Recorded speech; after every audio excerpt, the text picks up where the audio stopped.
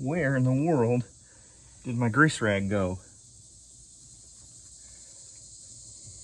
Oh yeah, I'm wearing it.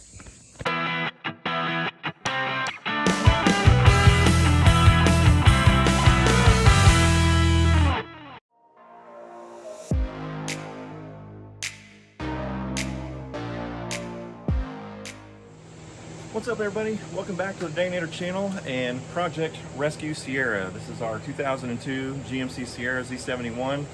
It was destined for the junkyard because it had a blown transmission and we bought it off of a relative and had the transmission rebuilt, cleaned it up. Anyway, you can find the playlist below on where we're at with the Rescue Sierra. Well, today we're going to be working on replacing the front end control arms, upper and lower on both sides. And the replacement parts that I'm using for today's repair comes from carparts.com, and they're TrueDrive upper and lower control arms. Let's take a closer look at them. All right, here are the TrueDrive control arms. You have to bear with me. I don't know just yet which ones are driver's side and passenger side, but here are the part numbers.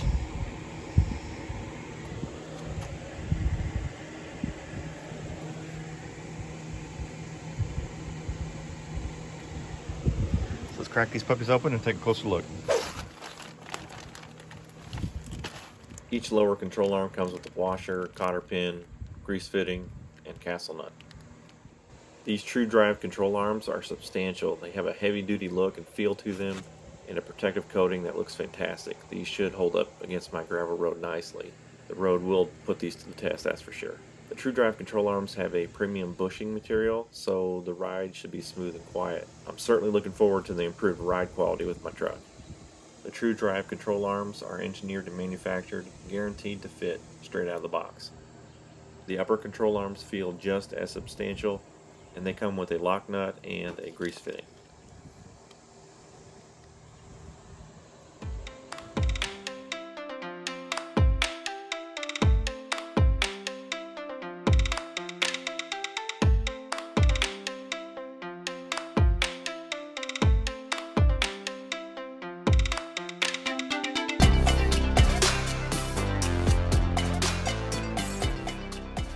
Okay, with the vehicle off the ground, I'm going to go ahead and take this wheel off, and then we're going to remove the axle nut. Now, you can take the axle nut off of this truck while the wheel is still on the ground, so you have something to fight against, because otherwise the wheel's going to spin if it's off the ground. You can do it that way, or you can do it another way by putting a crowbar between the lug nuts and pressing it against the ground, and that would give you something to push against leverage-wise to loosen the axle nut. But I'm actually going to be using this air impact that I just purchased. I'll have a video on this at some point. And we're going to use this to remove everything, even the axle nut. It's much easier to use air tool or a power tool. So what I'm saying is it's not impossible to remove all this stuff with just hand tools, is what I'm saying.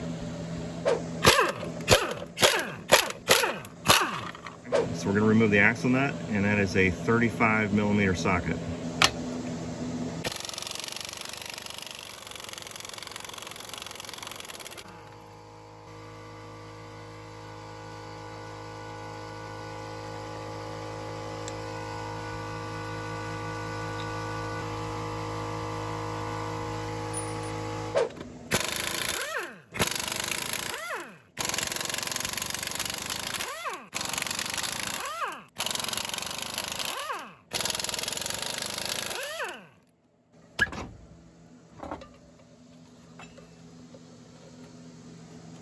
So this is what we're looking at. You can see the bushings are pretty dry rotted and cracked. The ride quality of this truck isn't the greatest, so the ride quality has suffered due to this fact. So yeah. So I'm going to replace the upper control arm first, and what I'm doing to start out with is to put a floor jack underneath this lower ball joint to lift the suspension up just a little bit and take some of the tension off of this upper control arm. Okay, now I'm marking the relationship of the camber to the brackets.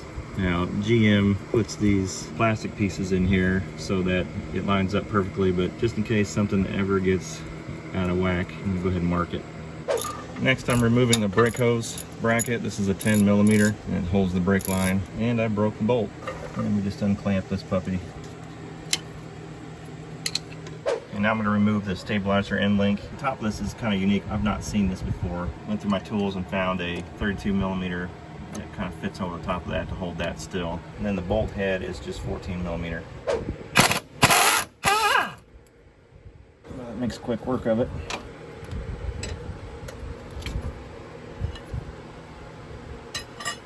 Now we're going to loosen the bolt for the upper control arm ball joint. It's an 18 millimeter. I've got a ratcheting wrench on here. I'm not actually going to take it off. I'm just going to loosen it. All right, now I'm going to separate the ball joint from the steering knuckle. And this is why I left the nut on, so the steering knuckle doesn't pop and fly forward, hit me in the shins or anything. So we're going to use this fork tool, slide this underneath the boot. This particular tool is going to damage the boot, which we don't care because we're replacing this whole thing anyway. We're just going to hammer this thing, give it the beans.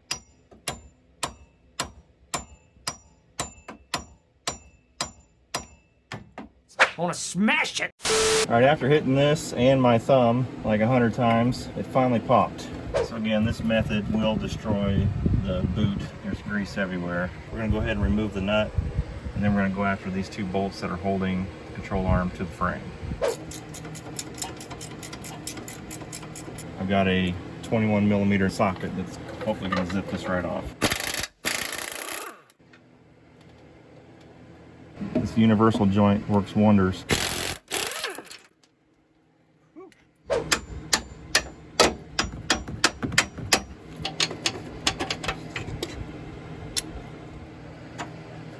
That bolt head is hitting right on this bracket here, because obviously.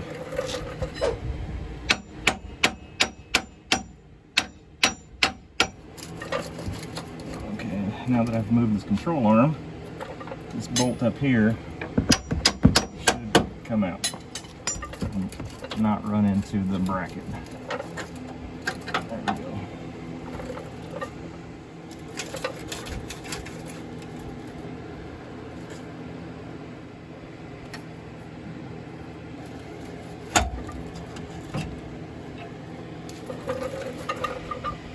Take a good look at these parts here, and they are an exact match. Went ahead and took a wire brush and just kind of cleaned off all the bolts and the surfaces where everything's going to be lining up. So that's what I done did.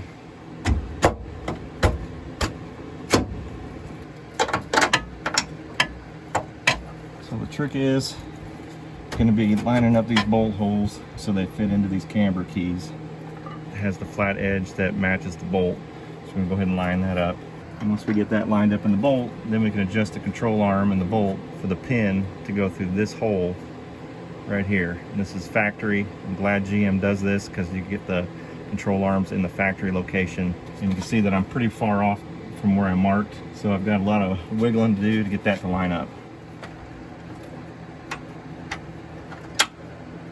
Okay, so that one's all lined up. Let's go ahead and throw that nut on there.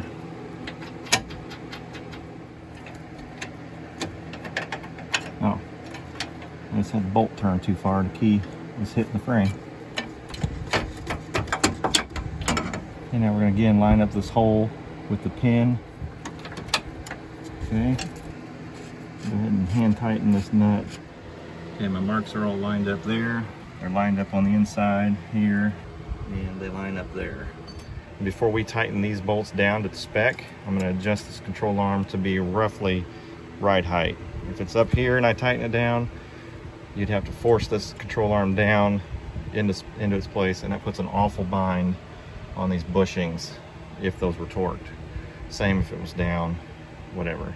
So we want to find it right around ride height as best we can, then tighten them down. That way the bushings do not have a big bunch of strain on them if they were misaligned. All right, I went ahead and disconnected this clip from the spindle right here just to give myself a little extra room. I took the spindle down off of the jack so I can move it around better. Go ahead and drop this ball joint into place.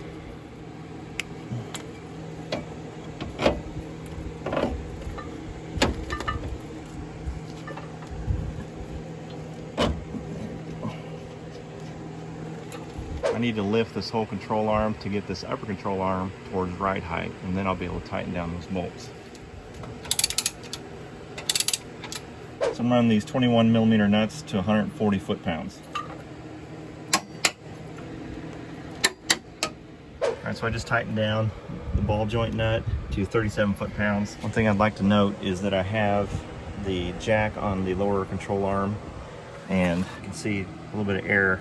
I actually have the entire truck weight on this suspension right now. That's why I went ahead and torqued those down, because it's under its own weight at this point and it's in the right height location. I'm gonna put this brake line bracket back on the control arm, and since I broke the bolt off of the other one, we're gonna roll with the handyman's favorite tool, the zip tie. So we're gonna torque this thing down with 2 of them. She ain't going anywhere. As far as the other one goes, I was able to pull the clip out of the other control arm. We'll just put that baby back the way it's supposed to go. We're getting ready to put the grease fitting in, and we'll pop this thing full of grease. This grease fitting is a 7mm, so we don't really need to tighten that down super tight, just snug. I like to pump in enough grease to where the boot kind of bulges out a little bit.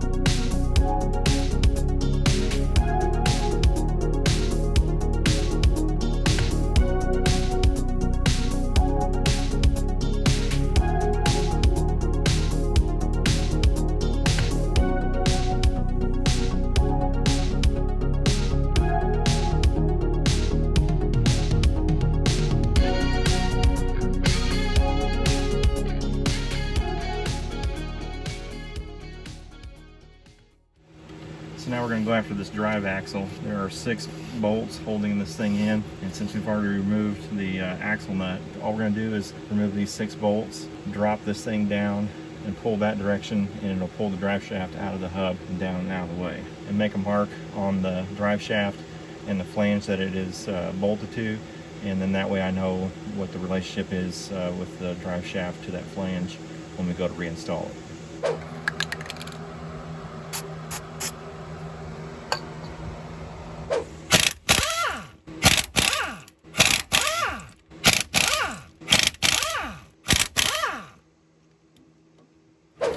This drive shaft has a little bit of play in and out, so we can move the drive shaft off of the flange.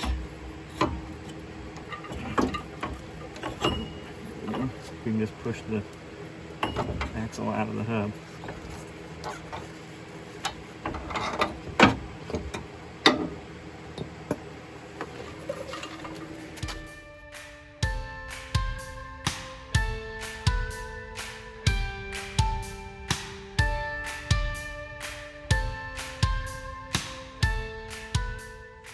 All right, so the next step is to remove the lower control arms. I've already removed the stabilizer end links and the drive shaft. Now we have to remove this bar right here at the end of my finger. That's called the torsion bar.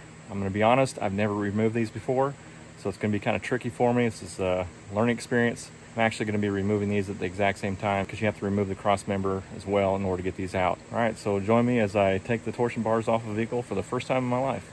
See, the torsion bar is in the lower control arm, goes all the way through this cross member and into this one. And this is the adjuster and the adjuster screw. I think these are also called torsion keys or something. So what I did was count the threads of this adjuster screw. I counted 6 threads, and I've marked the relationship of the screw to the torsion key so that when we go to turn this back in, I know how many threads to expose and where to stop now that I have that marked. I've done the same for the other side.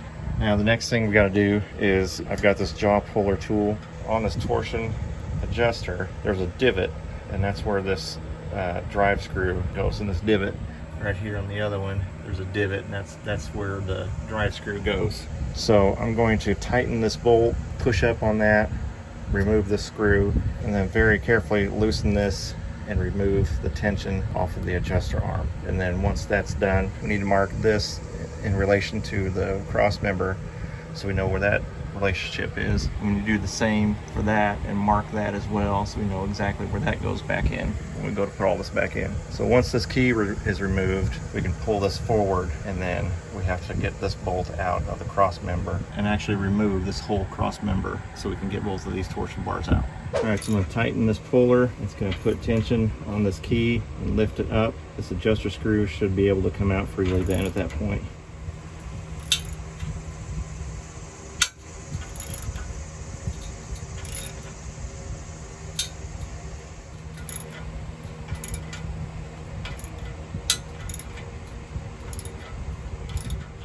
No idea how much I should be turning that, but see there, that's loose.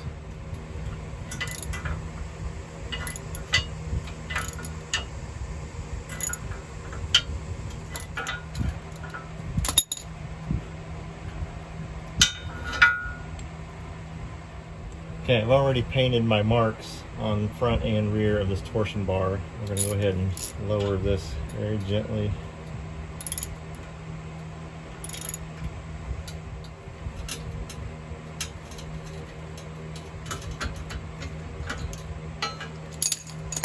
Okay, now do the exact same thing on the other side. Alright, so both torsion bars are off tension.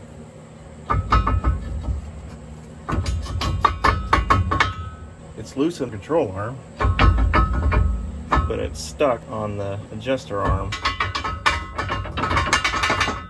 So I don't know how I'm going to get this unstuck. Alright, so figure that one out. 21 millimeter. I'm going to try to use this ratchet on this.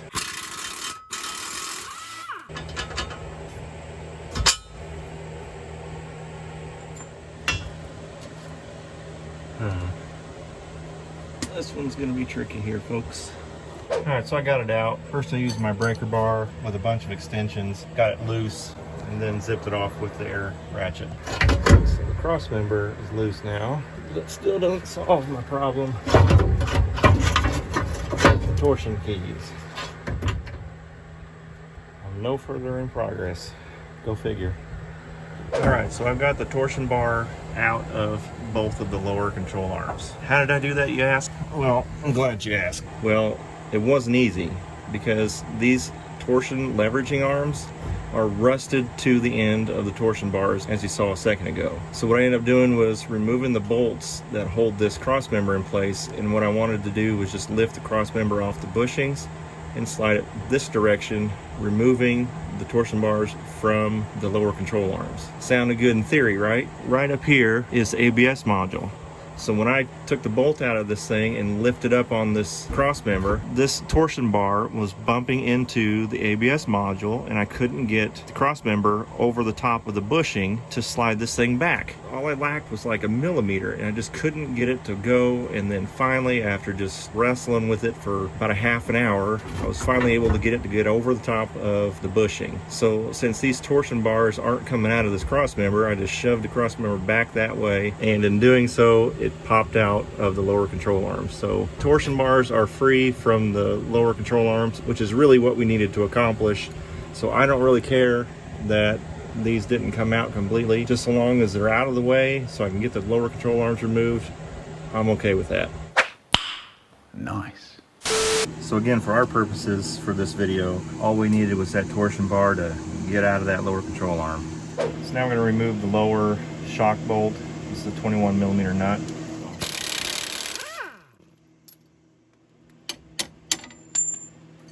This is a 24 millimeter, and I don't want to take it off all the way.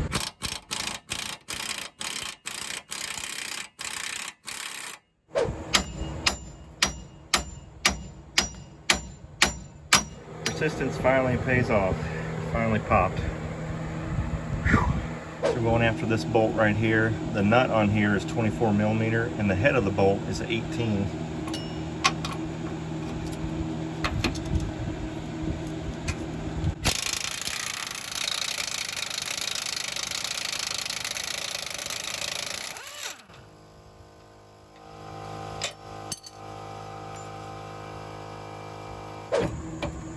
About to have a plethora of stuff happen here at once.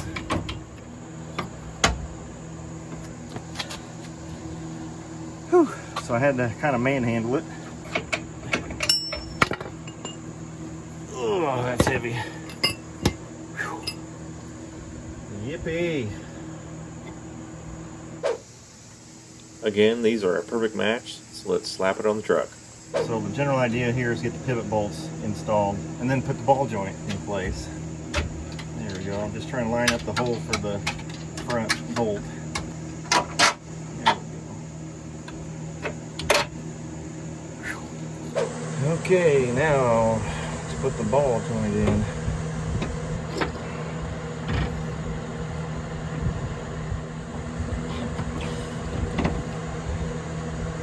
Okay, castle nut. So I use the floor jack to lift up the lower control arm so that I can put the shock bolt back in because it was not lining up.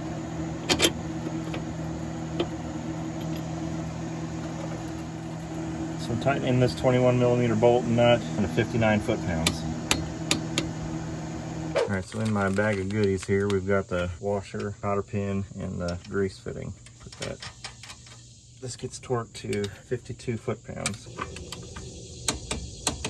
But the hole for the cotter pin isn't showing. So I'm gonna go ahead and tighten it down just a little bit more. There we go. Now the cotter pin hole is showing.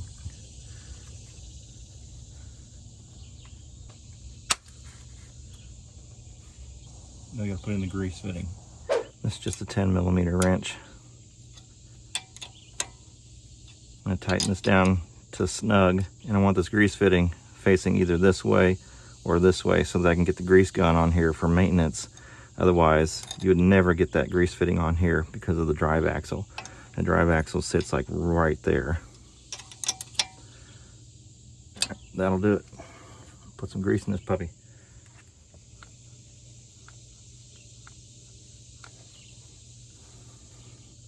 That should do.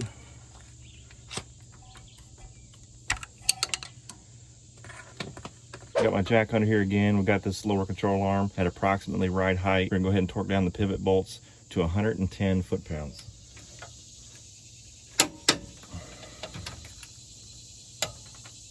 And do the same for the front bolt.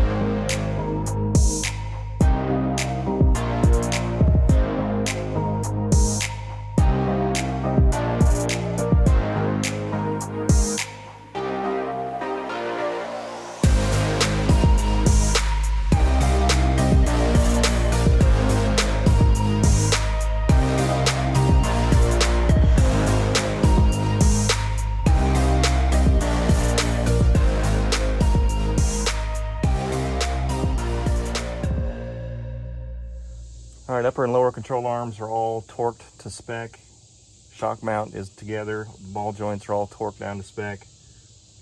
Next thing to do is to reinstall the torsion bars. Not looking forward to this. Just Not looking forward to this. do it! So the course of action here is simple in theory. It's going to be difficult in execution. But the good news is I'm underneath the truck out of the sun and it's actually kind of cool under here, so bonus. What I need to do is do the reverse of what I did to begin with, and that is just lift this cross member back up and over and set it down on the mounts. The trouble is I'm going to have these arms twisted in such a way so that my marks that I made on the front of these torsion bars line up into the lower control arms where they're supposed to. Now it's just time to muscle this thing back into its place, all the while trying to line it up perfectly into there. Like I said, difficult in execution. So here goes nothing. Okay, I've got this one in, sort of, but I had to use this jack to adjust the height of the control arm. I got smart and removed the bolts that hold this ABS module. So this is loose enough to move out of the way. So you can see I've got this pretty much over the top of the bushing. Now I got to get this over the top of the bushing, and I'm probably going to have to adjust that control arm down just a little bit, get that torsion bar lined up just right. So far so good. It actually hasn't been excruciating. Make your dreams come true! Keep plugging away and we'll get this hopefully back together shortly.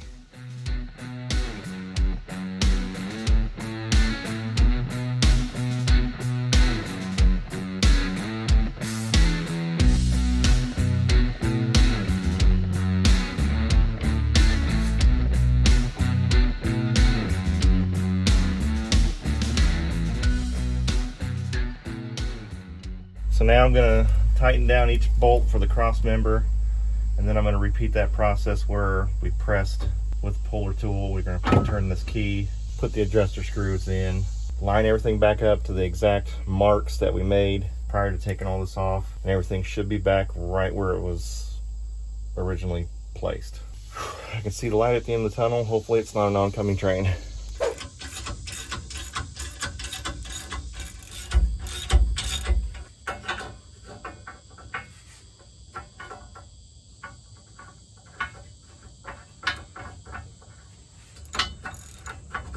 If I recall correctly, we had 6 threads showing, and we'll just need to line up the white mark that I made on the bolt with its bracket here.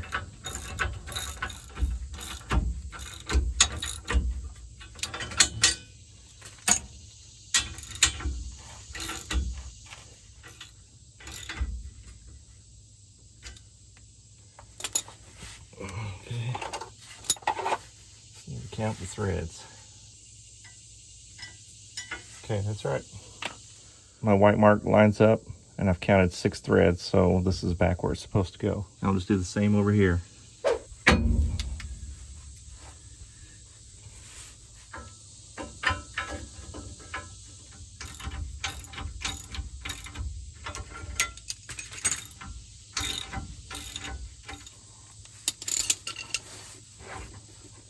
That one's in and the marks all line up. I think we're good to go. I'm going to jump on the truck a little bit and bounce it after I get the wheels on, and kind of check back on this and see if anything is settled or anything like that. I'm going to go ahead and slide this into the hub first. And just rotating it to find my spot that I marked with paint. Ready to put in the 15mm bolts, and these get torqued down to 58 foot-pounds. Just gonna go ahead and start a couple. I'll just rotate, just keep feeding these in, and then we'll torque them down. So I'm gonna put this breaker bar in here and hold these lugs so that when I torque this down, this hub isn't gonna move.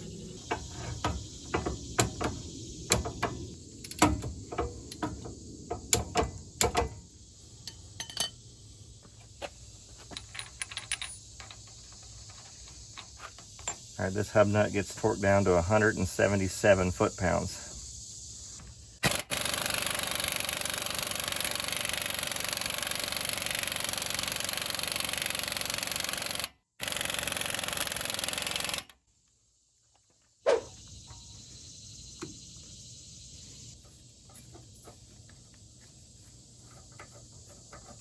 I'll just tighten this down snug. Get everything some brake clean before I put the wheel back on.